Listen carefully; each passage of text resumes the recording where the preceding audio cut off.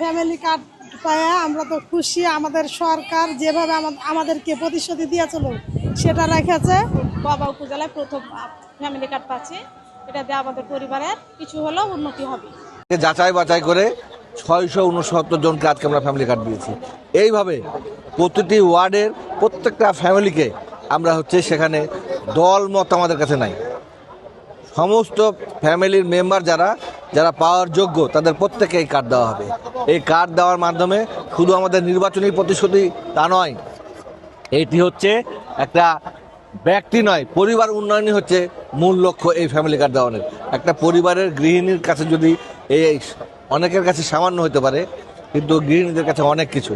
এই 2500 টাকা থাকলে তারা তাদের প্রয়োজনীয় সাংসারিক অনেক কর্মকাণ্ড করতে পারে। তার প্রমাণ আপনারা দেখেছেন, আমাদের ওই মায়েরা বোনেরাই বলেছে। তো আমি মনে করি যে এইটা বাংলাদেশে একটা অন্য ধরনের একটা কর্মসূচি এবং এর মাধ্যমে দেশের অর্থনৈতিক চাকা অনেক স্মুথ হবে এবং ভালোভাবে রান করবে। আমরা আগামীর বাংলাদেশ বিনির্মাণ করার জন্য আমাদের নেতা তারেক রহমানের যে প্রতিশ্রুতি সেইটি বাস্তবায়ন করার জন্য আমরা সবাই ঐক্যবদ্ধভাবে কাজ করব। এটাই দল মত নির্বিশেষে সবার মিলে কাজ করব।